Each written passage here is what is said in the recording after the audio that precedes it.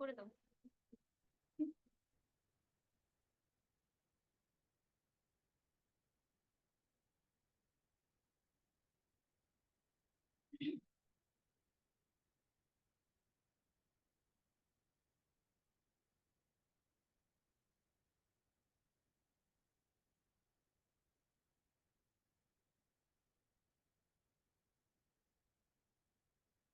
Unmute তো করা, তাই না?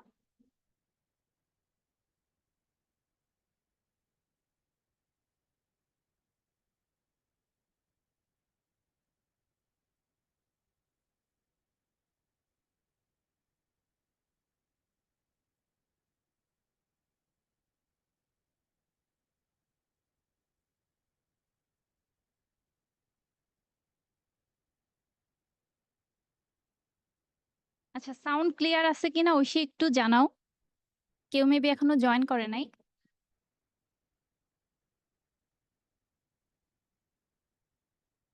আচ্ছা, আমাদের ক্লাসটা তাহলে শুরু করি।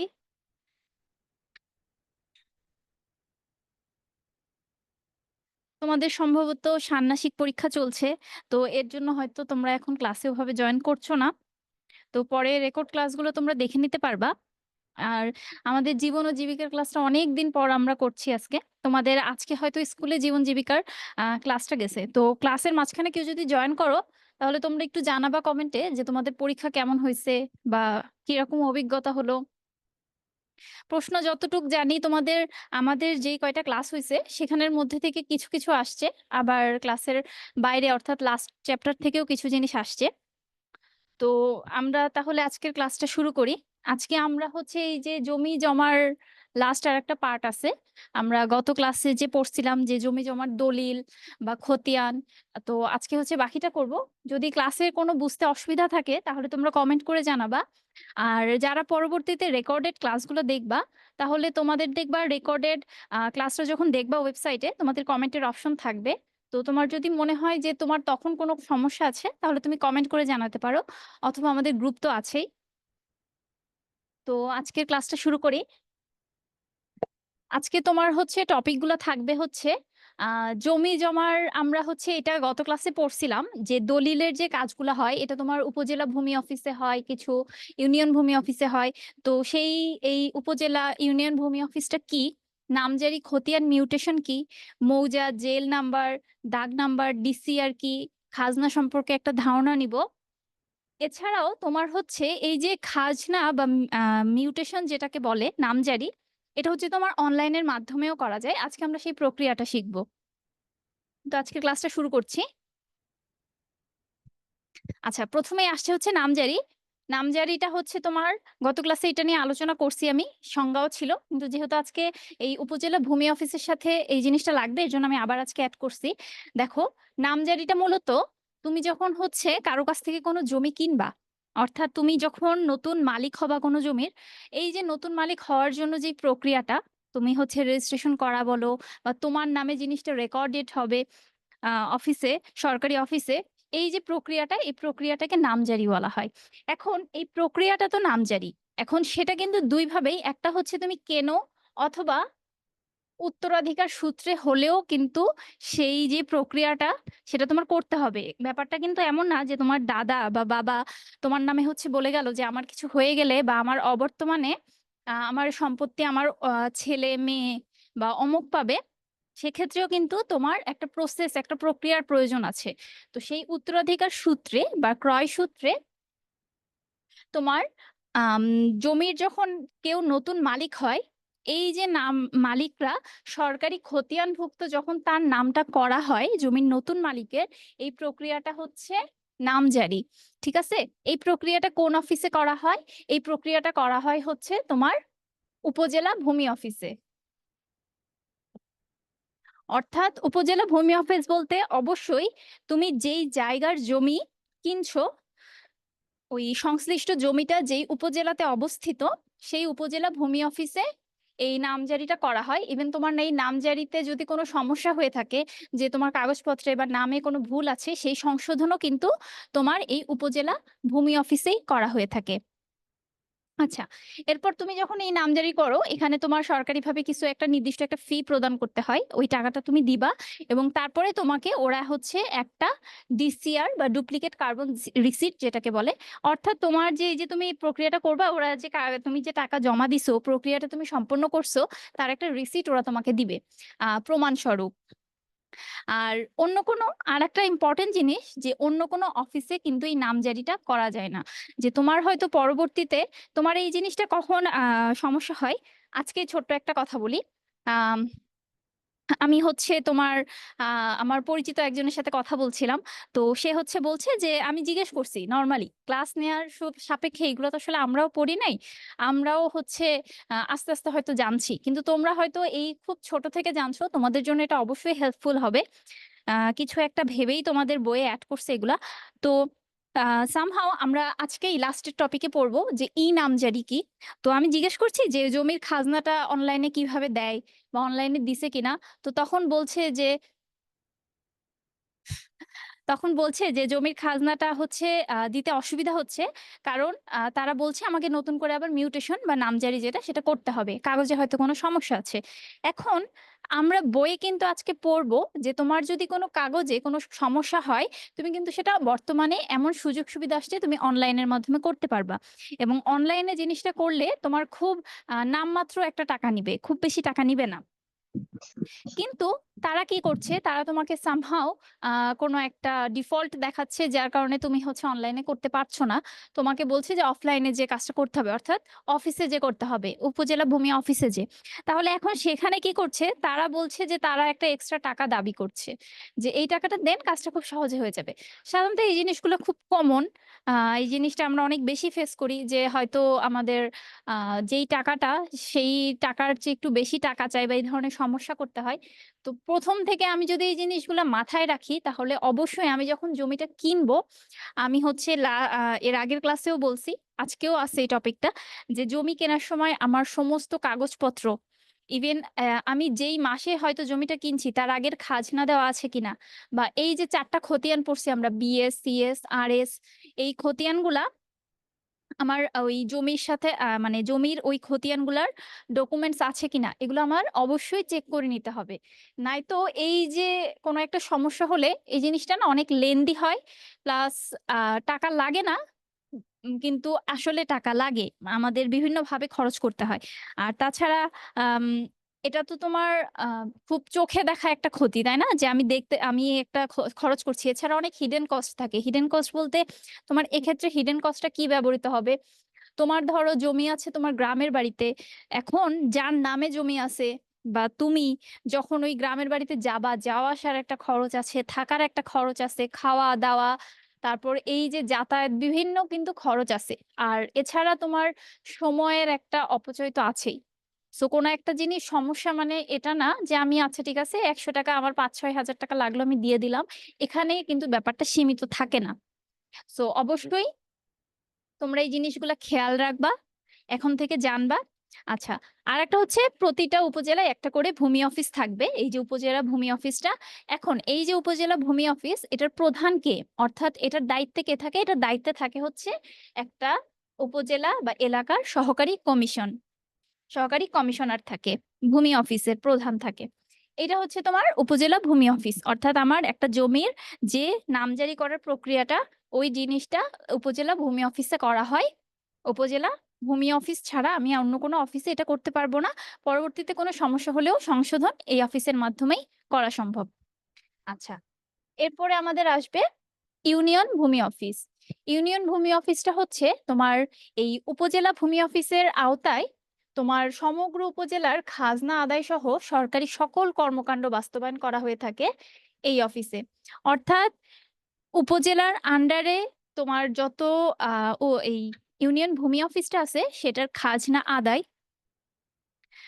যে তুমি দিচ্ছ, এটার একটা রিসিট, এই সমস্ত কাজ হয় হচ্ছে ইউনিয়ন ভূমি অফিসে। এই যে খাজনা গ্রহণ করে এই অফিস থেকে রসিদ প্রদান করা হয়, অর্থাৎ তোমার যে রিসিপ্ট যেটাকে বলা হয়, সেটা তোমার এই ইউনিয়ন ভূমি অফিস থেকে দেওয়া হবে। এটা হচ্ছে ইউনিয়ন ভূমি অফিস। এরপরে আসবে হচ্ছে নামজারি খতিয়ান। মিউটেশন। খতিয়ানের মিউটেশন জিনিসটা কি আমরা যদি একটু দেখি, খতিয়ান হলো একটা জমি জমার হিসাব। এটা আমরা আগেই পড়ছি যে খতিয়ান কি। তো একটা মৌজায় কোনো মালিকের আমরা মৌজা কি পড়ছিলাম যে কোনো একটা এলাকা বা গ্রাম স্বতন্ত্র ওইটাকে যেই আলাদা আলাদা অঞ্চলে বিভক্ত করে যেই নামটা দেওয়া হয় সেটা হচ্ছে মৌজা। তো একটা মৌজায় কোনো মালিকের যত জমি থাকে, অর্থাৎ একটা মৌজার আন্ডারে, অর্থাৎ একটা গ্রামে বা স্বতন্ত্র একটা এলাকায় কোনো একজন নির্দিষ্ট একজন মালিকের যতটুক জমি থাকে সেই সকল জমি একত্রিত করে কিংবা বিক্রয়কৃত জমি ক্রেতার নামে পৃথক করে পৃথক পৃথক নম্বর দিয়ে যে বিবরণ লিপিবদ্ধ করা হয় সেটাই হচ্ছে নামজারি খতিয়ান। অর্থাৎ তোমার নামে যে একটা বিবরণ আছে ওই এলাকার, তোমার নামে যত জমি আছে ওখানে আলাদা আলাদা করে তোমার সব নাম দিয়ে একটা নাম্বার হিসেবে সিলেক্ট করা হয় যে এই জমিটা হচ্ছে তোমার নামে। এলাকা অনুযায়ী এক একটা নাম্বার থাকে ওদের নির্দিষ্ট। তো এই যে তোমার লিপিবদ্ধ করা হয় নাম্বার দিয়ে তোমার নামে, যে এই জমিটা তোমার ওর নামে আছে, এত নম্বর জমিটা ওর নামে আছে, এই জিনিসটাই হচ্ছে নামজারি খতিয়ান। তো এই যে নামজারি খতিয়ানটার মধ্যে কি কি থাকে আমরা একটু দেখি। মালিকের নাম থাকবে, এরপরে থাকবে হচ্ছে তোমার পিতার নাম, অর্থাৎ যে মালিক তার পিতার নাম, ঠিকানা থাকবে, মালিকানার অংশ থাকবে। অর্থাৎ একটা জমিতে হতে পারে যে পুরা একটা বড় জায়গা তোমার নাও হতে পারে, 100 বিঘা জমি আছে তার মধ্যে 50 বিঘা তোমার, বা ওই একটা নির্দিষ্ট যে দাগ থাকে, ধরো এই দাগের এখান থেকে এতটুকু একটা দাগ, কিন্তু দাগের পুরো অংশটা তোমার না। তো কতটুকু অংশ তোমার সেই অংশটা থাকে, জমির শ্রেণী থাকে, জমির পরিমাণ থাকে, দাগ নম্বর থাকে, খাজনার হার থাকে। এই দাগ নাম্বার শ্রেণী এটা আমরা নেক্সট টপিকে আলোচনা করব, একটু পরেই আসবে। আচ্ছা, এই যে নামজারি খতিয়ানটা, এই এই জিনিসটা কোথায় সম্পন্ন হয়? উপজেলা ভূমি অফিসে। অলরেডি আমরা এটা পড়ছি যে নামজারিটা সম্পন্ন হয় উপজেলা ভূমি অফিসে। আচ্ছা, এরপর কোনো ব্যক্তি ভূমির মালিকানা অর্জন করার পর নতুন ব্যক্তির নামে রেকর্ডভুক্ত করে রেকর্ড হালনাগাদকরণের যে প্রক্রিয়া, এটাই হচ্ছে, এটা আমরা দেখছি এই যে পুরাটাকে নামজারি অথবা মিউটেশন বলা হয়। নতুন করে তুমি যখন এই যে তোমার নামে এই রেকর্ডটা তৈরি হবে নতুন একটা জমির, তুমি নতুন মালিক হবা, এই পুরা প্রক্রিয়াটা হচ্ছে নামজারি অথবা মিউটেশন। আচ্ছা, যারা হচ্ছে ক্লাসে জয়েন করছো বা পরবর্তীতে রেকর্ড দেখবা, এই ক্লাসটা করার সময় তোমরা একটু বইটা নিয়ে বসবা।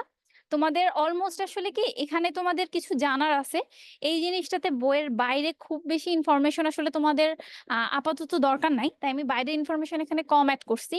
আর কিছু জিনিস যেটা ইম্পর্টেন্ট সেটা আমি হচ্ছে তোমাদের লেকচার নোটে অ্যাড করে দিব, বাট বইটা নিয়ে বসলে তোমাদের জন্য বুঝতে একটু সুবিধা হবে।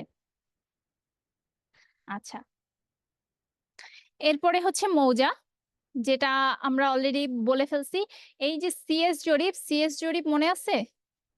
সিএস জরিপটা কি?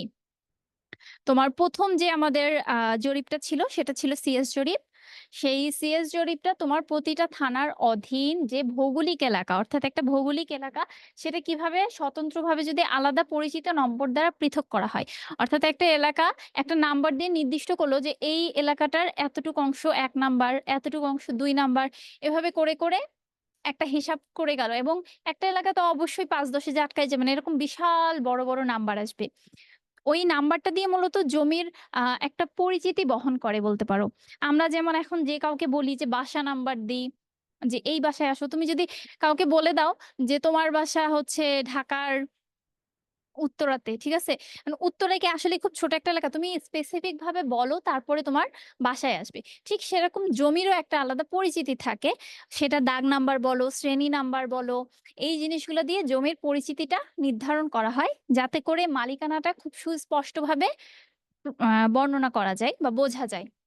তো এই যে আলাদা আলাদা নম্বর দ্বারা তোমার একটা ভৌগোলিক এলাকাকে বিভক্ত করা হয়, এই নাম্বারটাই মূলত মৌজা। এই পরিচিতি যে নাম্বারটা, এটা মৌজা নামে পরিচিত। এই মৌজাটা মূলত কি, এই যে জরিপ এবং ভূমি ব্যবস্থাপনার ইউনিটটাই হলো মৌজা। এই মৌজা সাধারণত কি গ্রাম বা পাড়া ইত্যাদি মৌজাভুক্ত এলাকা হিসেবে চিহ্নিত করা হয়। তাহলে তুমি দেখবা যে কোনো একটা জমির ক্ষেত্রে তুমি যদি ডকুমেন্টস দেখো, তোমাদের অলরেডি কিন্তু হোমওয়ার্ক দিছিলাম আমি, যে তোমরা হচ্ছে বাসায় কোনো দলিল থাকলে সেটা দেখবা, অথবা নেটে সার্চ করে দেখবা যে একটা দলিলে কিন্তু লেখা থাকে মৌজা নাম্বার, সবকিছু লেখা থাকে। বা তুমি হচ্ছে যেই এলাকায় থাকো না কেন, মাঝে মাঝে কিছু ফাঁকা জমিতে দেখবা বড় করে সাইনবোর্ডে টাঙানো থাকে জমির মালিককে, মৌজা নাম্বার কত, দাগ নাম্বার কত, আহ এই সব কিছু মোটামুটি যতটা দরকার ইনফরমেশন কিন্তু লেখা থাকে। আচ্ছা, এরপরে হচ্ছে জেল নাম্বার। জেল নাম্বারটা কি? সেটা হচ্ছে এই যে থানা আর উপজেলাধীন মৌজাকে পর্যায়ক্রমিক নম্বর দ্বারা চিহ্নিত করা হয়। অর্থাৎ মৌজাটা তো হচ্ছে গ্রাম বা পাড়া হিসাবে তুমি আলাদা করলা, এবার কোনো একটা থানা আর উপজেলার যতগুলা মৌজা আছে সেই মৌজাগুলোকে যখন তুমি ওই মৌজাগুলোকে থানা এবং উপজেলার অধীনে অন্য নাম্বার দিয়ে চিহ্নিত করবা, সেইটাকে বলা হয় হচ্ছে জেল নাম্বার। এই কোনো মৌজার এই পরিচিতিমূলক ক্রমিক নম্বরকে জেল নম্বর অথবা জুরিসডিকশন লিস্ট নম্বর বলা হয়। অর্থাৎ সহজ কথায় যদি বলি, মৌজা হচ্ছে একটা ক্ষুদ্র এলাকার ক্ষেত্রে তোমার পরিচিতিটা বহন করে, আর জেল নাম্বারটা তোমার থানা বা উপজেলা আরেকটু বৃহৎ পরিসরে তোমার পরিচিতিটা বহন করে। অর্থাৎ স্পেসিফিক ভাবে বলতে গেলে, প্রথমে ধরো আমি বলবো যে হ্যাঁ আমি বাংলাদেশে থাকি, এরপর আমি বললাম আমি ঢাকায় থাকি, এরপর আমি বললাম আমি উত্তরাতে থাকি, এরপর আমি বলবো যে উত্তরের ঠিক কোন জায়গাটায় থাকি, বা সেক্টর নাম্বার হতে পারে, এরপর রোড নাম্বার হতে পারে, আস্তে আস্তে কি জিনিসটা ক্ষুদ্র হতে থাকে।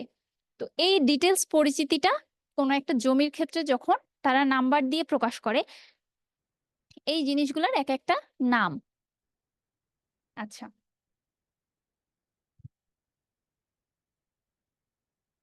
এরপরে দেখো দাগ নাম্বার। দাগ নিয়ে আমরা অনেক আলোচনা করছি না, এত দাগ থেকে এত দাগ।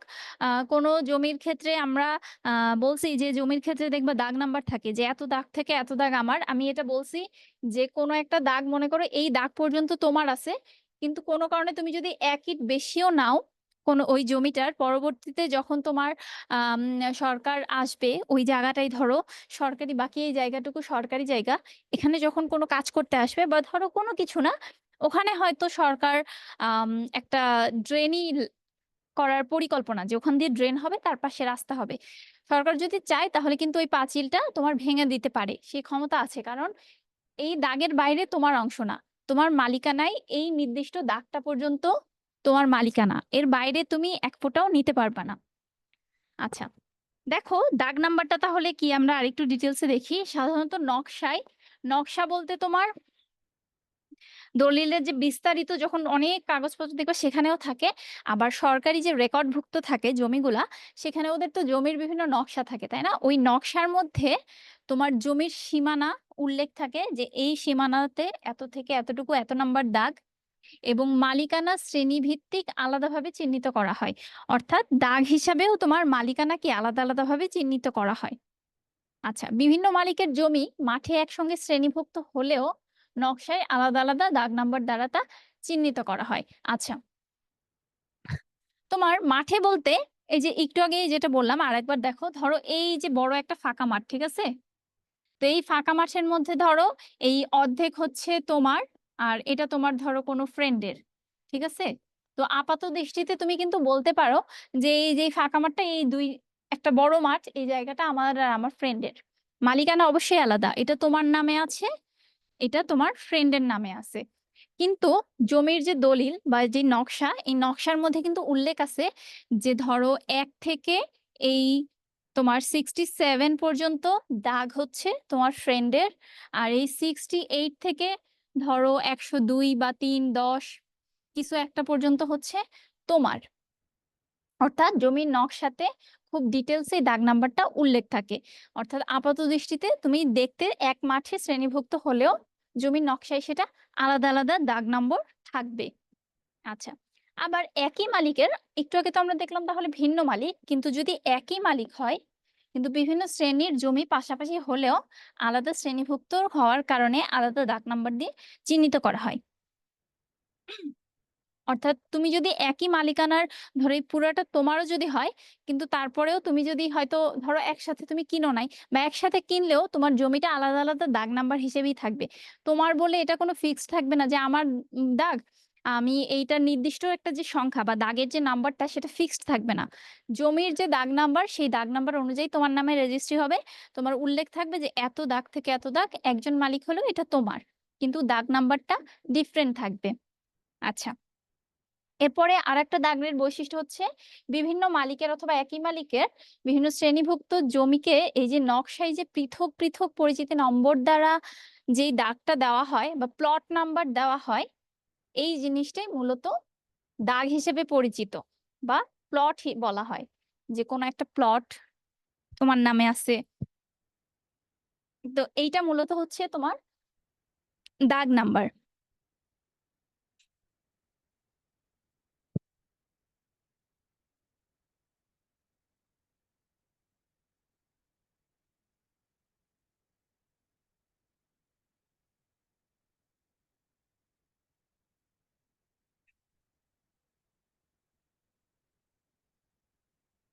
তোমরা হচ্ছে তোমাদের পরীক্ষার এক্সপিরিয়েন্স একটু শেয়ার করবা, হ্যাঁ? যারা ক্লাসে আছো আপাতত, তোমাদের সম্ভবত আজকে হচ্ছে জীবন জীবিকারই পরীক্ষা ছিল। তো পরীক্ষার অভিজ্ঞতা কেমন, বা তোমাদের স্কুলে কিরকম ভাবে পরীক্ষা নিছে, প্রশ্নের প্যাটার্ন কেমন ছিল, এগুলো একটু জানাবা।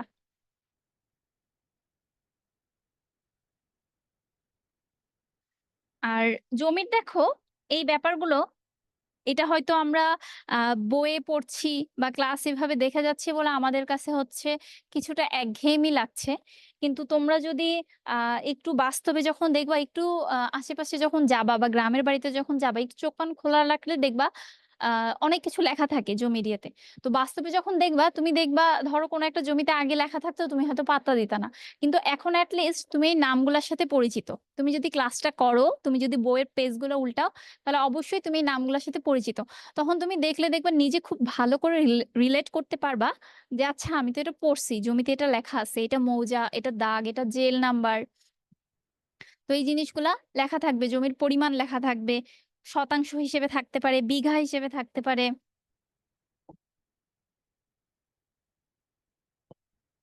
আচ্ছা, এরপরে আমাদের টপিকটা দেখি। এরপরে হচ্ছে ডিসিআর কি। আচ্ছা, ডিসিআরটা হচ্ছে ভূমি উন্নয়ন কর, অর্থাৎ খাজনা সহজ কথায়, বা খাজনা আদায় ব্যতীত অন্যান্য সরকারি সকল পাওনা আদায় করে যে নির্ধারিত ফর্মে রসিদ দেওয়া হয় তাকেই ডিসিআর বা ডুপ্লিকেট কার্বন রিসিট বলা হয়। আচ্ছা, অর্থাৎ খাজনা যেটা দিতে হয় সেটা তো আলাদাভাবে তুমি দেবাই, কিন্তু এইটা বাদে তোমার জমির যে যাবতীয় আলাদা যেসব খরচ, জমির বিভিন্ন খরচ থাকে, সেই পাওনাগুলো তুমি একটা নির্ধারিত ফর্ম পূরণ করে তুমি যে টাকাগুলো দাও, ওরা যে তোমাকে একটা রিসিট দেয়, সেটাকে বলা হয় ডুপ্লিকেট কার্বন রিসিট অথবা ডিসিআর। আচ্ছা, এই যে নামজারির পর খতিয়ান সংশোধন ফি। আচ্ছা, আমরা অলরেডি পড়ছি না উপজেলা অফিসে যে আমরা হচ্ছে একটা হচ্ছে আমাদের যদি নামজারিতে কোনো সমস্যা থাকে, আমরা উপজেলা অফিসে যে সেটার সংশোধন করব। তো এই যে সংশোধন করতে গেলে তোমার কিন্তু একটা ফি প্রদান করতে হবে। তো ওরা যে ওই ফিটার জন্য ওরা যে তোমাকে রসিদটা দিবে, যে কাগজটা দিবে, যে তুমি যে এই যে টাকাটা দিছো বা এই জিনিসটা সংশোধন করছো, একটা প্রমাণস্বরূপ তোমাকে যেই বিলের বিলের কাগজটা দিবে, সেটা কোথায় থাকে? এই যে ডিসিআর এ এই সংশোধন ফিটা ডিসিআর এ দেওয়া থাকে, বা ডিসিআর এর মাধ্যমে এই সংশোধন ফিটা আদায় করা হয়। আচ্ছা, এরপর খাজনা কি। আমি যদি খাজনা খুব সহজভাবে বলতে যাই, তুমি যেই বাসায় থাকো, তুমি একটা ভাড়া দাও।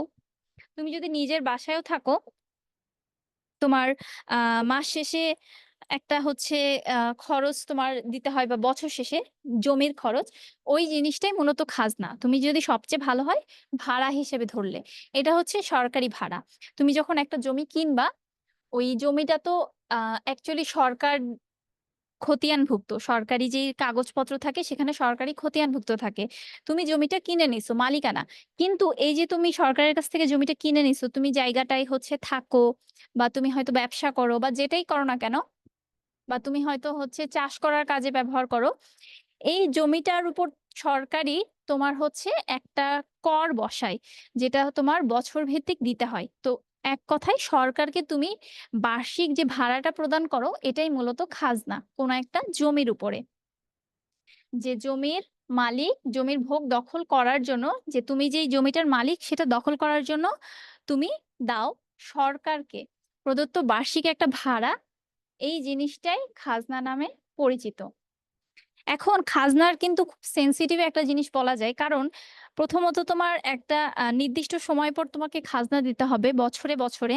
তুমি যদি বছরে বছরে না দাও, লেট করলে একটা নির্দিষ্ট ডেট থাকে যে তোমার এই ডেটে দিতে হবে বছরের, না দিলে তোমার জরিমানা ফি দিতে হবে। এবং তুমি যদি দীর্ঘ সময় না দাও, তাহলে কিন্তু অটোমেটিক একটা সময় যে ওদের হচ্ছে নির্দিষ্ট সময় দিয়ে দেয়, সেটা কিন্তু চাইলেই সরকার নিজের আওতাভুক্ত করে ফেলতে পারবে, যতই তোমার নামে কাগজটা থাকুক না কেন। তোমাকে তখন অনেক বেশি হ্যাসেল হবে, তোমার জন্য দৌড়াদৌড়ি, কাগজপত্র ঠিক করা, অনেক কিছু ঝামেলা হবে। তো এর জন্য খাজনাটা অনেক ইম্পর্টেন্ট, তোমার নিয়মিত খাজনা দিতে হবে। আচ্ছা, এরপর হচ্ছে এই যে ভূমি মালিকের নিকট হতে ভূমি উন্নয়ন কর যে আদায় করার পর ভূমির মালিককে যে একটা নির্দিষ্ট ফর্ম দেওয়া হয়। তুমি যে খাজনা দিছো, এই যে এখন খাজনা, এখন তো তুমি বলতে পারো না আমি তো খাজনা দিছি, প্রমাণ কি? অবশ্যই প্রমাণ আছে, তুমি অনলাইনে দিলেও ওরা তোমাকে একটা রসিদ দিবে। তুমি যদি হচ্ছে অফলাইনে অফিসে যেয়ে দাও, তাহলে সেক্ষেত্রে ওরা তোমাকে একটা রসিদ দিবে। ওই রসিদটাকেই বলা হয় খাজনা রসিদ বা দাখিলা নামে পরিচিত। ঠিক আছে, তুমি যে খাজনা দাও এই কাগজটা নামই হচ্ছে খাজনা রসিদ বা দাখিলা। আচ্ছা, এরপর নকশা বা ম্যাপ নিয়ে আমরা একটু দেখি। আমরা অলরেডি একটু বলে ফেলছি যে জমির নকশা, তো জমির এই নকশাটা কি? একটা সহজ কথায় নকশা অর্থ হচ্ছে প্রতিচ্ছবি। তো কোনো একটা জমিতে কোনো ভূমি জরিপের মাধ্যমে, আমরা জরিপটা কি পড়ছি, RS CS BS, এই জরিপগুলো আছে বিভিন্ন। তো প্রত্যেকটা মৌজার, অর্থাৎ গ্রাম বা এলাকা ভিত্তিক যে মৌজাগুলা, সেখানে ভূমির মালিকানা, শ্রেণীবিন্যাস, জমির বর্তমান অবস্থা অনুযায়ী একটা নকশা প্রস্তুত করা হয়, যা জমির প্রতিচ্ছবি নামে পরিচিত।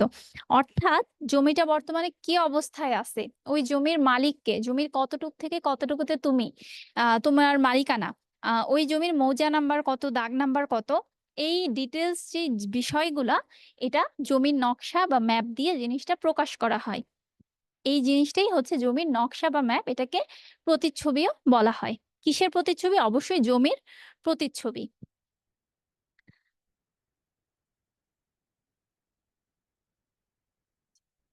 তাহলে আমরা হচ্ছে জমির এই জিনিসগুলা নাম সম্পর্কে একটু জানতে পারছি।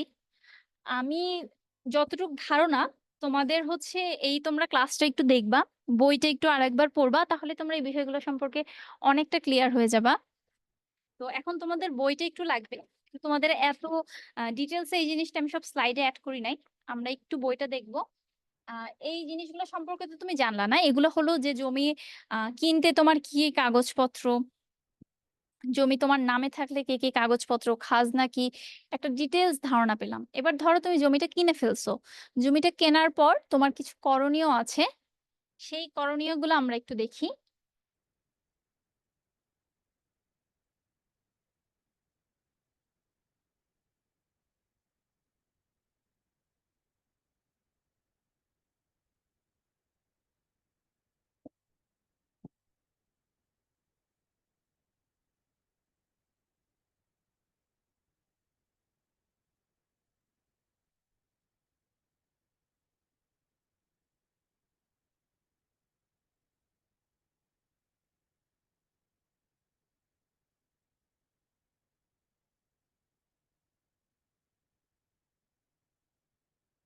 জমি ক্রয়ের ক্ষেত্রে তুমি কি কি বিষয়গুলো দেখবা, আর জমি ক্রয়ের পর তুমি কি কি বিষয়গুলো দেখবা? এখানে তোমার অবশ্যই প্রথমে যেটা দেওয়া আছে সেটা হচ্ছে কি তোমার খতিয়ান বা জমির যে রেকর্ড, সেগুলো তুমি চেক করে নিবা। এখানে তোমার অনেক কমন জিনিসগুলাই আগে আসছে, যেটা অলরেডি ক্লাসে আলোচনা করা হয়েছে, সেগুলো জাস্ট একসাথে তোমাকে বোঝানোর ক্ষেত্রে একসাথে দিয়ে দিছে। অবশ্যই কি কি চেক করবা, জমির মৌজা, জেল নাম্বার, দাগ নাম্বার, এই সব কিছু যাচাই করে নিবা। তারপর ওই যে চারটা record, CS RS SA BS, এই রেকর্ড গুলো ওই জমির আছে কিনা। ঠিক আছে, জমির ক্রয় করার ক্ষেত্রে অবশ্যই তোমার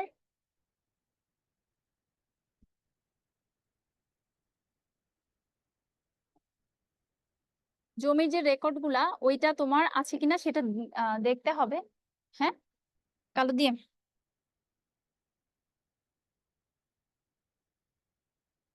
না আমি চেঞ্জ করছিলাম।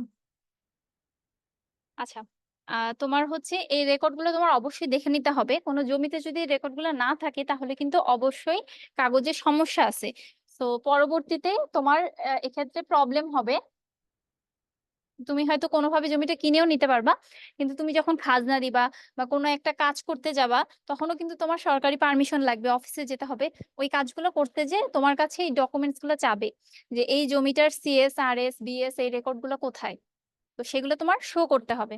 তাহলে যার কাছ থেকে কিনবা তার কাছ থেকে ওই ডকুমেন্টস গুলো তোমার কালেক্ট করে নিতে হবে। আচ্ছা, এখন বিক্রেতা যদি জমিটির ক্রয় সূত্রে মালিক হয়ে থাকেন, তবে তার ক্রয়ের দলিল রেকর্ডের সঙ্গে মিল করে বিক্রেতার মালিকানা যথাযথ আছে কিনা তা যাচাই করে নিশ্চিত করে নেওয়া। আচ্ছা, এখানে মূলত বোঝাচ্ছে, ধরো তুমি যার কাছ থেকে কিনছো, সেও কিনছে আরেকজনের কাছ থেকে জমিটা, এটাকে বোঝাচ্ছে ক্রয় সূত্রে মালিকানা। তাহলে সে যখন কিনছে, তখন তার অরিজিনালি তার নামে যে কিনছে সেটা রেজিস্ট্রেশন আছে কিনা, তার নামে যে রেকর্ডেড হয়েছে সেইটার কাগজ আছে কিনা, যাবতীয় এই কাগজগুলা তুমি চেক করে নিবা। আর জমির মালিক যদি এমন হয় যে সে উত্তরাধিকার সূত্রে জমিটা পাইছে, অর্থাৎ সে তার বাবার কাছ থেকে বা মার কাছ থেকে পেতে পারে, বা তার দাদা বাড়ির কাছ থেকে পেতে দাদা দাদির কাছ থেকে পেতে পারে, তাহলে সেক্ষেত্রে এই উত্তরাধিকার সূত্রে সেটারও কিন্তু একটা ডকুমেন্টস থাকবে, অফিসের বিভিন্ন কাগজপত্র থাকবে। সেই জিনিসগুলো তোমার চেক করে নিতে হবে, এবং সর্বশেষ কোন খতিয়ানটা ওই জমির ক্ষেত্রে হয়েছে সেটাও চেক করে নিতে হবে। আচ্ছা, তাহলে এই যে এইগুলোর ক্ষেত্রে আমরা কি কি দেখব, যে সকল প্রকার দলিল থাকবে অলরেডি। এই যে দাখিলা, যেটা বললাম, খাজনার যে রসিদ, মাঠ পর্চা, ডিসিআর, মৌজা, জেল নাম্বার, এই জিনিসগুলো তোমার চেক করে নিতে হবে। এরপরে জমির খাজনা, মোস্ট ইম্পর্টেন্ট থিং, এটা আমরা খাজনা পড়াতে যে অনেকবার বলছি, খাজনা তোমার চেক করে নিতে হবে। তুমি যখনই জমিটা কেনো, জমিটা কেনার আগ পর্যন্ত যে মালিক ছিল সে বিগত খাজনাগুলো ঠিকমতো পরিশোধ করে আসছে কিনা। যদি না করে থাকে, সে তোমাকে অবশ্যই বলতে বাধ্য। না বললে তুমি ডকুমেন্টসেই দেখে নিতে পারবা যে কত কোন খাজনার লাস্ট রিসিট কোনটা। এখন ধরো কোনোভাবে তার কাছে খাজনার রিসিট নাই বা কোনো সমস্যা, তাহলে কিন্তু পরবর্তীতে জমিটা যখন তুমি কিনে ফেলবা, তুমি মালিক হয়ে যাবা, সে যদি খাজনা না দিয়ে থাকে, তাহলে বিগত খাজনা তোমার কিন্তু পরিশোধ করতে হবে। না হলে তুমি জমিটার পরিপূর্ণভাবে মালিক হতে পারবা না, বা কাগজপত্রের ঝামেলা থাকবে। আচ্ছা, তাহলে এই জিনিসগুলো তোমার খেয়াল করে খাজনা পরিশোধ করতে হবে, প্লাস তুমি অবশ্যই তার কাছ থেকে খাজনার রিসিট গুলাও নিয়ে নিবা। তুমি যখন একটা জমি কিনবা, তার কাছ থেকে খাজনার রিসিটও নিয়ে নিবা। যদি তার কাছে খাজনার রিসিটটা ধরো সামহাও নাই, তাহলে সেই সহযোগিতা নিয়ে তোমার কোথায় যেতে হবে, ইউনিয়ন ভূমি অফিসে যেতে হবে, যেখান থেকে খাজনার এই রসিদটা দেওয়া হয়। ওখানে যে তোমার বিগত রসিদটা কালেকশন করতে হবে। আচ্ছা, এরপরে আর একটা জিনিস দেখো, বলছে এই যে উপজেলা অফিস থেকে ক্রয় করার পূর্বে এই জমিটা আসলেই সরকারিভাবে খতিয়ানভুক্ত কিনা। কিছু কিছু জমি থাকে হয়তো পরিত্যক্ত, অথবা ওই জায়গায় তুমি কিনতে পারবা না, এমন কিছু থাকে, বা নিষিদ্ধ সম্পত্তির মালিকানাভুক্ত কিনা। এই জিনিসগুলো তোমার জেলা প্রশাসকের ভূমি অফিসে যে চেক করে নিতে হবে। চেক করে কাগজপত্রগুলা জেনে তারপর তুমি একটা জমিতে রেজিস্ট্রি করে নিজের নামে করতে পারো। দেখো, এই জিনিসগুলা হয়তো বলতে অনেকটা ডিফিকাল্ট মনে হচ্ছে, যে এত এত কিছু করতে হয়, কাজটা আসলেও বাস্তবে একটা ডিফিকাল্ট। তুমি যদি দেখে থাকো তোমার বাসায় একটা জমি কেনা বলো, বা যে বিক্রি করে তারও বলো, অনেক দৌড়াদৌড়ি করা লাগে। সবচেয়ে বেশি ভালো হয় তুমি যখন জমি কিনবা, তোমার যত কাগজপত্র আছে এইগুলো খুব ভালো করে সংরক্ষণ করে রাখা। আর কোনো কারণে যদি সংরক্ষণ নাও থাকে, কোনো একটা হারাই গেল বা কোনো একটা সমস্যা হলো, সেক্ষেত্রেও কিন্তু তোমার এইগুলা কালেক্ট করা, অফিসে অফিসে যে যে কাজ করা, এই জিনিসগুলা কিন্তু অনেক দীর্ঘ সময়ের ব্যাপার, এবং প্রচুর কষ্টের বা ডিফিকাল্ট একটা কাজ। তো এই কাজগুলো একটু ভেবে চিন্তে অবশ্যই সতর্কতার সাথে করতে হবে। আচ্ছা, সাব রেজিস্ট্রি অফিসে আমরা প্রথমেই বলছি জমির দলিলটা কোথায় করা হয়, সাব রেজিস্ট্রি অফিসে। এই সাব রেজিস্ট্রি অফিস থেকে সর্বশেষ জমি কেনা বেচার তথ্যটা জেনে নিবা, যে এই জমিটা লাস্ট কবে বিক্রি হয়েছে তার নাম ডিটেলসে, যে জমিটি বিক্রি হতে যাচ্ছে, মোস্ট ইম্পর্টেন্ট থিং, সেটা ঋণে জর্জরিত কিনা সেটা তোমার জেনে নিতে হবে। যে এই জমিটা যে হয়তো কিনছে, তার নামে তো আছে, কিন্তু জমিটা যখন সে কিনছে তার কাছে ধরো টাকা ছিল না, সে ব্যাংক থেকে ঋণ নিয়ে টাকাটা জমিটা কিনেছে। এখন সামহাও সে ব্যাংকের ঋণটা পরিশোধ করতে পারে নাই, তুমি জমিটা তার কাছ থেকে কিনে নিলা। সেক্ষেত্রে কিন্তু ব্যাংকের যে ঋণ থাকবে, বাকি যে টাকা থাকবে, ব্যাংক যদি এসে তোমাকে ধরে তাহলে সেই টাকাটা তোমার পরিশোধ করতে হবে। সো ব্যাংকে দায়বদ্ধ আছে কিনা এগুলো তোমার ডিটেলসে জেনে নিতে হবে। এই ব্যাপারগুলো জেনে তুমি একটা জমি কিনবা। এরপরে তুমি জমিটা কিনে ফেললা। এই জমিটা কেনার পরে তোমার কি কি ব্যাপারগুলো লক্ষ্য রাখতে হবে? এই যে দলিল রেজিস্ট্রি করলা, এটার ক্ষেত্রে তুমি ক্রয়কৃত জমির সীমানা নির্ধারণ করে আগের মালিকের কাছ থেকে তুমি বুঝে নিবা যে তার কাছ থেকে তুমি কতটুকু জমি কিনলা, তোমার সীমানাতে কতটুক থেকে কতটুকু তুমি মালিকানা কিনলা, কতটুকু তোমার, সেটা তুমি করে নিবা। আর তারপরে তুমি যখন মালিকানাভুক্ত হয়ে গেলা জমিটার, সেক্ষেত্রে অনেকে আমরা কি দেখছি, খালি জমিতে অনেকে হয়তো পাঁচিল দিয়ে রাখে বা বর্ডার দিয়ে রাখে, অনেকে আবার গাছ লাগায় রাখে বা বেড়া দিয়ে রাখে। মানে অর্থাৎ তোমার এই যে জমিটা তুমি কিনছো, তুমি ধরো ইনস্ট্যান্ট যদি তুমি জমিটা বাড়ি করবা না বা কোনো ব্যবসার কাজে লাগাবা না, তাহলে এভাবে তুমি হয়তো দখল, যেটাকে বলে দখলের মতো করে রাখলা, এবং সাইনবোর্ডও টাঙায় রাখে যে এই জমির মালিক ক্রয় সূত্রে এ। তো এই কাজগুলা তুমি করবা অবশ্যই। আচ্ছা, সীমানা প্রাচীরটা অবশ্যই নির্মাণ করতে হবে। আচ্ছা, যেহেতু মূল দলিল প্রাপ্তিটা সময় সাপেক্ষ বিষয়, অর্থাৎ মূল যে কাগজটা, অর্থাৎ মেইন ডকুমেন্টস যেটা দলিলের, এটা পেতে তোমার জমিটা হয়তো কিনে ফেলছো, কিন্তু এই দলিলটা অফিস থেকে পেতে কিছুটা সময় লাগে। তাহলে সেও তো এই দলিলটা সম্পাদনের ফলে এই যে নকল একটা যে দলিল, আমরা এটা অলরেডি বলছি কি মাঠ পর্চা থেকে একটা নকল রিসিট তোমাকে দেওয়া হয়। তো ওই রিসিটটা তোমার উপজেলা ভূমি অফিসে আবেদন করতে হবে। আবেদন করে তুমি আপাতত নকল একটা দলিল, নকল বলতে এখানে কপি বলা হয়, আসলে নকল ঠিক না, ফটোকপি টাইপের একটা, যে অরিজিনাল ডকুমেন্টসটা পেতে অফিসে সবকিছু রেডি হয়ে আসতে সময় লাগে, কিন্তু আপাতত আমি ফটোকপিটা নিয়ে কাজটা শুরু করতে হবে, কারণ দলিলের ডকুমেন্টস না দেখালে কি তুমি ওই জায়গায় কোনো কাজ করতে পারবা না। তাহলে এক্ষেত্রে আবার অনেক ক্ষেত্রে দেখা যাবে মিউটেশনটা তোমার করে নিতে হবে, কারণ অনেকে দেখা যাবে দখল আর নামজারি করতে দেরি করলে দেখা যায় অনেকে আহ, বিক্রি করে দিতে পারে। এটা খুব কমন না? ভুল ভাল ডকুমেন্টস বা কাগজ তৈরি করে তোমার তুমি যেটার মালিক সেটা অন্য কেউ বিক্রি করে দিল বা অন্য কেউ দখল করে নিল। তো এই ব্যাপারগুলো যাতে ক্লিয়ার থাকে, এর জন্য তোমার অবশ্যই ইমিডিয়েট ওই ফটোকপিটা বা নকল কপিটা সংগ্রহ করতে হবে। আচ্ছা, এরপর যে ভূমির প্রধান, উপজেলা অফিসের সহকারী কমিশনার, তার কাছ থেকে তোমার নামজারি খতিয়ান বা এই যে ডিসিআর এর কাগজপত্রগুলা কালেক্ট করতে হবে। তারপর ভূমি উন্নয়ন এই খাজনার ব্যাপারটা ক্লিয়ার করতে হবে জমির। আর খাজনা যেহেতু অনলাইনে পরিশোধ করা যায়, সামহাও তুমি যদি ওই জমিটা যেখানে কেনো, তুমি যদি বাইরে থাকো বা দূরে থাকো, সেক্ষেত্রে তুমি অনলাইনের মাধ্যমে খাজনাটা পরিশোধ করে দিবা। খাজনাটা পরিশোধ করার ক্ষেত্রে একটা ইম্পর্টেন্ট জিনিস, তোমার জমিতে যদি কোনো সমস্যা থাকে, সেটা তোমার হচ্ছে কাগজপত্রের ভুল হতে পারে, ছোটখাটো ভুল যদি বলো, অ্যাকচুয়ালি জমির ক্ষেত্রে কোনোটাই ছোটখাটো না, কারণ সবগুলোর ক্ষেত্রেই তুমি অনেক বেশি প্রবলেম ফেস করো। সেটা তোমার নামের ভুল হতে পারে, এনআইডি কার্ড যে লাগে সেখানে ভুল হতে পারে, অথবা তোমার আগের বিগত কাগজপত্রের হয়তো ঠিক নাই, সেটার ভুল হতে পারে। যদি কোনো রকম জমির কাগজপত্রে সমস্যা থাকে, সেক্ষেত্রে কিন্তু তুমি অনলাইনে খাজনা প্রদান করতে পারবা না। তাহলে অবশ্যই তোমার কাগজপত্রগুলো ঠিক থাকলে তুমি অনলাইনে খাজনা দিতে পারবা। আচ্ছা, এরপর অবশ্যই যখন সময় মতো তুমি খোঁজ রাখবা সব সময়, বা ওরা তোমাকে একটা নির্দিষ্ট সময় দিয়ে দিবে, ওই সময় মতো রেজিস্ট্রি অফিস থেকে তোমার মূল যে দলিলটা সেটা সংগ্রহ করে নিতে হবে। তাহলে এই গেল হচ্ছে আমার জমির কেনার আগে আর জমি ক্রয়ের ক্ষেত্রে, প্লাস জমি কেনার পর কি কি করণীয় সেটা। এই বিষয়গুলো অবশ্যই মাথায় রেখে আমরা কোনো একটা জমি ক্রয় করব। আচ্ছা, এরপর আসি ই নামজারি। সহজ কথায় আমি স্লাইডে যাওয়ার আগে, ই নামজারি হচ্ছে তুমি অনলাইনের মাধ্যমে এই যে নামজারি যেটা অথবা খাজনা যেটা অনলাইনের মাধ্যমে করা হয়, সেটাকে ই নামজারি বলা হয়। ঠিক আছে?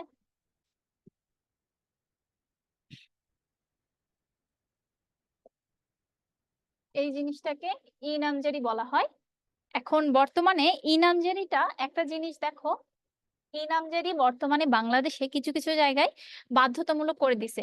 অর্থাৎ তোমাকে অবশ্যই ই নামজারির মাধ্যমে রসিদ প্রদান করে খাজনাটা অনলাইনের মাধ্যমেই দিতে হবে।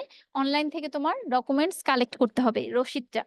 কিছু, কিছু জায়গায় এখন বাধ্যতামূলক করা হয়েছে এবং ধারণা করা হচ্ছে যে আস্তে, আস্তে এই ব্যাপারটা একদম বাধ্যতামূলক করে ফেলবে সকল জমির জন্য বাংলাদেশের। এখন কিছু, কিছু জায়গার ক্ষেত্রে হয়েছে যে তোমার বাধ্যতামূলকভাবে অনলাইনে ই-নামজারি তুমি করছো কিনা, সাধারণ নামজারির পাশাপাশি ই-নামজারি করছো কিনা, খাজনা প্রদান করছো কিনা, এই জিনিসটা অনলাইনে করে থাকলেই কেবল ওই জমিটার ডকুমেন্টস সঠিক থাকবে।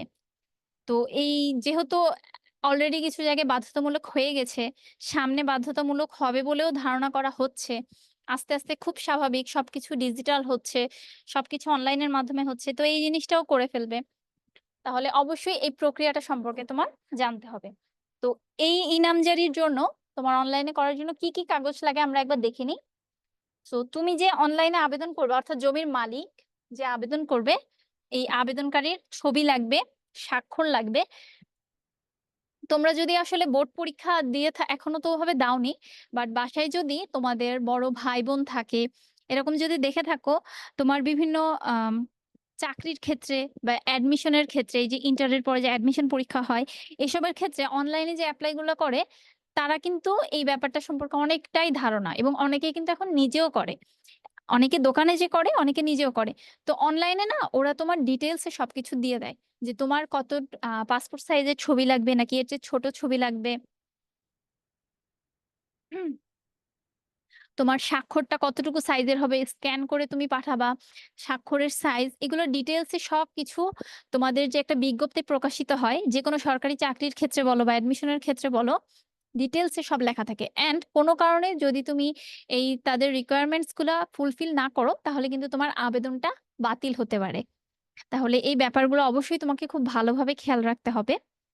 এরপর তুমি যে জমিটা ক্রয় করছো সেটার দলিল লাগবে, ওয়ারিশ সনদ, অর্থাৎ ওই যে তুমি যদি জমিটা উত্তরাধিকার সূত্রে পেয়ে থাকো, তাহলে সেক্ষেত্রে তোমার অবশ্যই ভাগিদার হিসেবে বা উত্তরাধিকার হিসেবে একটা সনদ থাকবে। সেই সনদটা থাকবে, এর জন্য লেখা আছে প্রযোজ্য ক্ষেত্রে। তুমি যদি নিজে কিনে থাকো তাহলে তো এটা দরকার নাই। আচ্ছা, এবং ওই জমিটার ক্ষেত্রে লাস্ট কোন খতিয়ানটা হয়েছিল সেটা, এবং মোস্ট ইম্পর্ট্যান্ট তোমার এনআইডি কার্ড, এনআইডি কার্ডের নাম্বার, ডিটেলসে সবকিছু। আচ্ছা, এরপরে দেখো, এই যে তুমি হচ্ছে অনলাইনে যে করবা, এটার জন্য তোমার একটা ওয়েবসাইটে যেতে হবে। তুমি ভূমি অফিসের যে ওয়েবসাইট আছে সেটা দিবা। এখানে তোমার আসলে প্রথমে গেলে আজ প্রপার যেহেতু কাগজ নাই, এজন্য আমি পরের ধাপটা তোমাদের দেখাইনি বা দেখাতে পারিনি। তো এখানে আমি প্রথম যে পেজটা, অর্থাৎ এই যে এই ওয়েবসাইটটা, তাই না, এটা তোমাদের এখন যারা আমাদের এই যে ভর্তি হয়েছো, প্রথমে অনেকেই আছে হচ্ছে, আমরা জানি ভর্তি হতে অনেকেই একটু বিভিন্ন সমস্যা ফেস করছো না, কিন্তু এতে করে কিন্তু তোমাদের একটা উপকার হয়েছে। আস্তে আস্তে সবকিছু যেভাবে আসলে ডিজিটাল হয়ে যাচ্ছে, অনলাইনের মাধ্যমে হয়ে যাচ্ছে, তো এই ব্যাপারগুলোর সাথে তোমরা এখন থেকে কিছুটা ইউজ টু হয়ে গেছো। আমাদের রেগুলার ডেইলি এক্সাম বলো বা তোমাদের এই যে মান্থলি এক্সাম গুলো চলছে, তোমরা ওয়েবসাইটের মাধ্যমে প্রথমে ভর্তি হয়েছো, তারপরে ওয়েবসাইটে রেকর্ডেড ক্লাস দেখো। এই যে তোমাদের একটা নির্দিষ্ট জিমেল অ্যাকাউন্ট দিতে হয়, অনেকে মেবি ফেস করছো এই প্রবলেমটা, তাই না? আমাদের কাছে এরকম অনেক আসছে যে অনেকে হচ্ছে জিমেল অ্যাকাউন্টটা ভুলে গেছে বা তার আইডিতে কোনো সমস্যা হয়েছে, এই কারণে সে হচ্ছে এখন, দেখো অনলাইনের ব্যাপারটা না খুব সেনসিটিভ। তোমার নামে যখন রেকর্ডেড হয়ে থাকে যে তুমি এই জিমেল আইডিটা দিয়ে তুমি হচ্ছে ভর্তি হয়েছো, তাহলে খুব স্বাভাবিক তুমি অন্য যে কোনো জিমেল দিয়ে ভর্তি হতে পারবা না। ঠিক সেরকম অনলাইনে তুমি যদি বলো তোমার যেইভাবে তুমি জমিটা কিনছো, তোমার যে ইনফরমেশন গুলো জমি কেনার সময় দেওয়া হয়েছে, সেগুলো ছাড়া অন্য কোনো অপশন বা অন্য কোনো ইনফরমেশন দিলে আহ তোমার যে সাইট বলো বা এই যে আমাদের অনলাইনের এই প্রসেস গুলা বলো, সে কিন্তু নিবে না। এগুলো অটোমেটেড প্রক্রিয়া, সব সেট করা থাকে। তো এখান থেকে তোমরা একটা ধারণা পাইছো, তোমরা অনেকটা ইউজ টু হয়ে গেছো এই ব্যাপারগুলোর সাথে। আর অবশ্যই ওয়েবসাইট বলো, ফেসবুক চালানো আর এই ওয়েবসাইটের ব্যাপারগুলো কিন্তু অবশ্যই সেম না। সেটা তোমরা নিজেরা অলরেডি ক্লাস করছো যারা, তারা ইউজ করে বা যারা পরীক্ষা দাও, তারা অনেকটাই বুঝে গেছো। তো সেক্ষেত্রে তোমরা এই যে এই সাইটটাতে যাবা, তোমাদের বইয়েও এটা দেওয়া আছে, বই থেকে, ঠিক আছে, ঠিক মতো। এখন তুমি যদি কোনো বানান ভুল করো, খেয়াল করবা, তাহলে কিন্তু তোমার এই ওয়েবসাইটে যাবে না, একেবারে ইরোর আসবে সবসময় তা না, হয়তো অন্য কোনো ওয়েবসাইটে নিয়ে যাবে। তো তোমাকে অবশ্যই সুন্দরভাবে এই ওয়েবসাইটের অ্যাড্রেসটা লিখতে হবে, এরপর তুমি এই ওয়েবসাইটে যাবা। প্রথমেই তোমার হোম পেজে এই জিনিসটা আসবে, ঠিক আছে? এটা কি বোঝা যাচ্ছে? বেশি ঘোলা হয়ে গেছে? কিছুটা হওয়ার। আচ্ছা, এটা আসলে ব্যাকগ্রাউন্ডটা সাদাই। তোমার কালারটা চেঞ্জ করলে আসলে এই লেখাগুলো আসতো না। তোমরা ওয়েবসাইটে গেলে দেখবা এখানে আসলে ৫ টা ধাপ দেওয়া আছে। ১ম ধাপে লেখা আছে হচ্ছে তোমার ফর্ম পূরণ, আবেদন ফি, ভূমি অফিসের প্রতিবেদন, এরপর আবেদনের শুনানি, এরপর খতিয়ানের একটা ফি পেমেন্ট দেওয়া আছে, খতিয়ান ডাউনলোড দেওয়া আছে। ঠিক আছে? তো এখানে তোমার অবশ্যই এই যে ১ম ঘরটায় যেতে হবে। এই ১ম এই ঘরটায় যখন তুমি যাবা, তোমার একটা বড় একটা ফর্ম আসবে। তোমাদের বইয়ে যদি দেখো ২০ নাম্বার পেজে আছে। এইখানেও ফর্মটা আসলে ক্লিয়ার না। যদি সম্ভব হয়, আমি যদি এই ফর্মটা কোথাও থেকে কালেক্ট করতে পারি, আমি তোমাদের লেকচার নোটে অবশ্যই ফর্মটা ক্লিয়ার ভাবে অ্যাড করে দিব। তাহলে তোমরা একটা ধারণা পেয়ে যাবা। বইয়েও কিছুটা বোঝা যাচ্ছে, কিন্তু খুব ছোট ছোট লেখা। তো প্রথমে যখন তুমি এই যে ১ম ধাপে ক্লিক করবা, তোমার কাছে একটা বিশাল বড় একটা ফর্ম আসবে। তো ফর্মে স্বাভাবিক কি থাকবে? তোমার ডিটেলস, তুমি ওটা মালিকানা সূত্রে পাইছো জমিটা, নাকি ক্রয় সূত্রে পাইছো, নাকি তুমি হচ্ছে ওই জমিটার ওয়ারিশ, নাকি কি বিভিন্ন নিলাম বন্দোবস্ত, এগুলো বিভিন্ন টার্ম দেওয়া আছে। অর্থাৎ জমিটার মালিক তুমি কি সূত্রে জমিটার মালিক সেটা দিতে হবে। তোমার নাম দিতে হবে, ছবি দিতে হবে, স্বাক্ষর, ঠিকানা, এগুলো যাবতীয় ডিটেলস ইনফরমেশন তোমাকে দিতে হবে। এবং সর্বশেষ দলিলের একটা কাগজও শো করতে হবে যে তোমার নামে দলিলটা, এবং সর্বশেষ খতিয়ান। বিশাল বড় একটা ফর্ম পূরণ করবা। এরপরে তোমাকে ওরা হচ্ছে একটা ভূমি অফিসের প্রতিবেদন দিবে, ওইটাকে তুমি সাবমিট করবা। এখন দেখো, এই যে তুমি অনলাইনের মাধ্যমে এই ফর্ম পূরণ করলা বা আবেদন ফি দিবা, এখন তোমার তো শিওর হওয়া লাগবে, তাই না, যে তোমার এই যে আবেদনটা করলা, তুমি অনলাইনের মাধ্যমে খাজনা দাও বা নামজারি করো, এই জিনিসটা তোমার হয়েছে কিনা।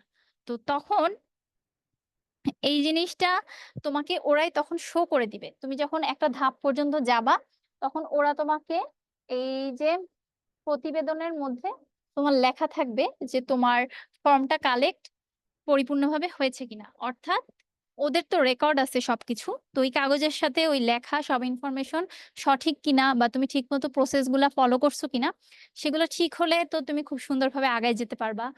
তুমি টাকা দিবা, তারপর এই যে তোমাকে লাস্ট ধাপ খতিয়ানটা তুমি ডাউনলোড করে নিবা, বা তুমি হচ্ছে খাজনার রিসিপ্টটা নিয়ে নিবা। কিন্তু যদি কোনো সমস্যা থাকে, ওরা ওই সমস্যাটা সহ উল্লেখ করে দিবে যে এই কারণে আপনি নামজারি করতে পারছেন না অথবা খাজনাটা দিতে পারছেন না। এখন এই যে তুমি একটা সমস্যা ফেস করলা, এটাকে বলা হয় হচ্ছে আবেদনের শুনানি। এই আবেদনের শুনানিটা তোমার হওয়ার পর তোমার ওই জমিটা কি অবস্থায় আছে, অর্থাৎ তোমার খারিজ হয়ে গেল, ক্যান্সেল করে দিল, তোমার আবেদনটা তারা গ্রহণ করলো না, কোনো ভুল আছে, কাগজে ভুল থাকতে পারে, ছোটখাটো নামের বা ভুল থাকতে পারে, বা ধরো সবকিছু ঠিক আছে কিন্তু তুমি ফর্মটা পূরণ করার সময় তোমার এনআইডি নাম্বারটা ভুল লিখলা, সেটা হতে পারে। তো এই যাই বা নামজারিতে সমস্যা, তোমার আবার মিউটেশন করতে হবে জমিটা, কোনো সমস্যা, তারা উল্লেখ করে দিবে। তো এই যে এই যাবতীয় খারিজ হওয়ার পর ওই জমিটা কি অবস্থায় আছে, কি করতে হবে, এই জিনিসটা ডিটেলস তুমি কোথা থেকে জানতে পারবা? এই সাইটটা থেকে। এই mutation.gov.bd ল্যান্ড সার্চ অ্যাপ্লিকেশন, অর্থাৎ জমিটা খারিজ হওয়ার পর এই যে তুমি আবেদন আবার করলা যে অনলাইনের মাধ্যমে, যে আমার জমিতে এই সমস্যা, আমি এটা ঠিক করতে চাই। তো ওই আবেদনটা করার পর তোমার জমির স্ট্যাটাসটা কি, অর্থাৎ জমির বর্তমান অবস্থাটা তুমি এই সাইটে যে জানতে পারবা। এই সাইটে তুমি যাবা, যাওয়ার পর ডিটেলসে জানবা। এরপরে দেখো, এই যে অনলাইন শুনানিতে হচ্ছে তোমার জানানোর পর সব তুমি জানলা কি, এখন তুমি কিভাবে কাজটা করবা, এটাকে বলা হয় শুনানি। অর্থাৎ তুমি যে অ্যাপ্লাইটা করছো, তোমার কাজটার পরবর্তী পদক্ষেপ কি কি কি করতে হবে, বা তারা এই কাজটা কতটুকু করছে, এই শুনানিটা তোমার এই সাইটে যে জানতে হবে। কিছুটা কঠিন, কিন্তু অনলাইনে ব্যাপারটা কিছুটা হলেও ইজি। তুমি যদি বাস্তবে এই কাজগুলো করতে যাও, তোমার এক একটা অফিসে দৌড়াদৌড়ি করা লাগে, এক একজনের সাথে দৌড়াদৌড়ি করা লাগে। অফলাইনেও কাজটা অনেক বেশি সমস্যার বা অনেক বেশি কঠিন।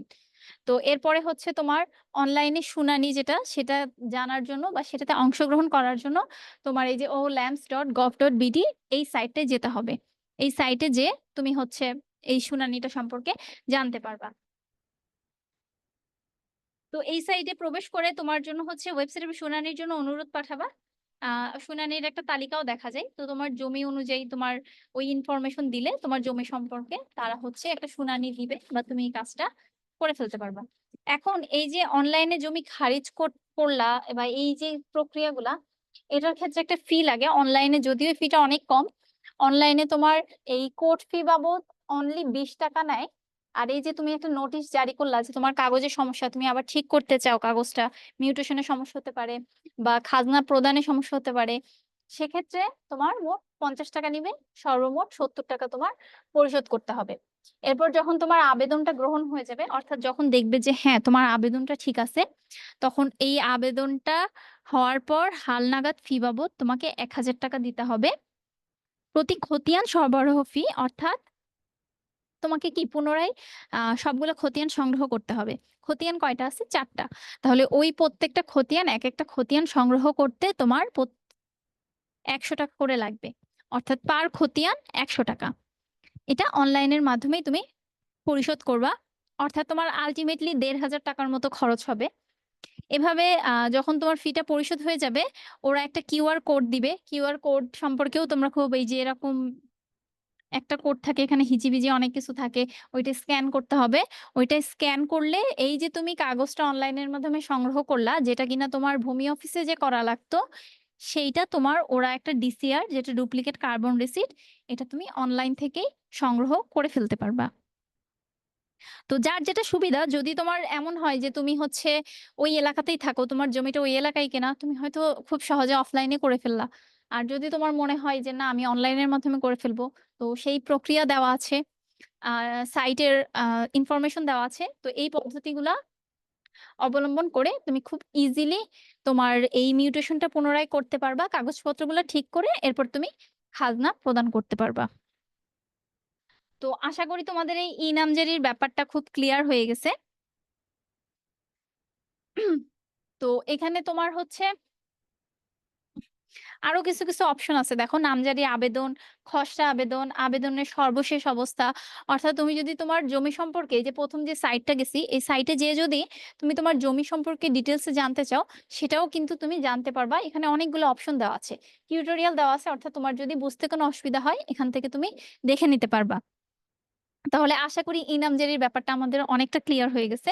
তোমরা এই সাইটে যে একটু দেখবা, অথবা তোমাদের বাসায় যদি এমন থাকে, যদি জিজ্ঞেস করবা যে আমাদের জমির খাজনা দেওয়া হয়েছে কিনা বা দাও কিনা, অনলাইনে দিলে তুমি বলবা যে তুমি এটা দেখতে চাও। তোমার বাবাকে বলবা যে আমি ওই জিনিসটা একটু সাথে থেকে দেখতে চাই। তাহলে দেখবা তোমার জন্য আরো অনেকটা ক্লিয়ার হয়ে যাবে। বিভিন্ন কম্পিউটারের দোকানেও তো একবার তোমার দেওয়া থাকে যে এখানে হচ্ছে খাজনা দেওয়া হয়, অর্থাৎ অনলাইনে মাধ্যমে তুমি বাসায় তোমার সুবিধা না থাকলে তুমি দোকানে যেও, তোমার কাছে যাবতীয় ইনফরমেশন থাকলে দোকানে যেও তুমি হচ্ছে খাজনা প্রদান করতে পারো। আবার নামজারির যে সমস্যা, নামজারির কোনো কাগজ বা খতিয়ানের সমস্যা থাকলে সেটাও তুমি অনলাইনে করতে পারবা। তো আজকে আসলে তোমাদের তেমন কোনো হোমওয়ার্ক রাখিনি, তোমাদের পরীক্ষা চলছে, বাট তোমরা অবশ্যই হচ্ছে মান্থলি এক্সামটা একটু দেওয়ার চেষ্টা করবা, যেই মান্থলি এক্সাম গুলো চলছে। কারণ আহ স্কুলের পরীক্ষার কি অবস্থা এটা তো আসলে তোমরা দেখছোই। সো এখানে আসলে বলার কিছু নাই, দিয়ে যাও। কিন্তু এই জিনিসটা তোমরা অবশ্যই মাথায় রাখবা যে তোমাদের এই বইটা এই বছর শেষ হয়ে যাওয়ার পর কিন্তু ক্লাস 10-এ নতুন একটা বই আসবে, তারপর তোমরা ইন্টারে উঠবা। তো পরবর্তীতে এইগুলো স্কিপ করে গেলে কখনো না কখনো কিন্তু তোমরা বাধা পড়বা বা তোমাদের জন্য সমস্যা। সো এটা আসলে তোমার উপরই অনেকটা ডিপেন্ড করছে যে তুমি কিভাবে পড়বা, কিভাবে ক্লাস করবা। সো আর আমাদের কিন্তু ডেইলি এক্সাম, মান্থলি এক্সাম, এগুলো কিন্তু সব একসাথে করে তোমাদের গার্ডিয়ানদের দেখানো হবে বা জানানো হবে, সেটা গ্রুপের মাধ্যমে হোক বা পার্সোনালি হোক। সো একটু সিনসিয়ার হয়ে পরীক্ষাগুলো দিবা। আজকে আসলে আর ক্লাস খুব বেশি না বাড়াই, আজকে ক্লাসটা এতটুকুই থাকবে। নেক্সট ক্লাসে ইনশাল্লাহ আমাদের প্রথম অধ্যায়টা শেষ হয়ে যাবে, আর বেশি নাই, অল্প একটুই আছে। সো সেই পর্যন্ত ভালো থাকো, কোনো সমস্যা থাকলে অবশ্যই জানাবা, ক্লাস করো, ঠিকমতো পরীক্ষা দাও। ওকে, আল্লাহ হাফেজ। শেষ।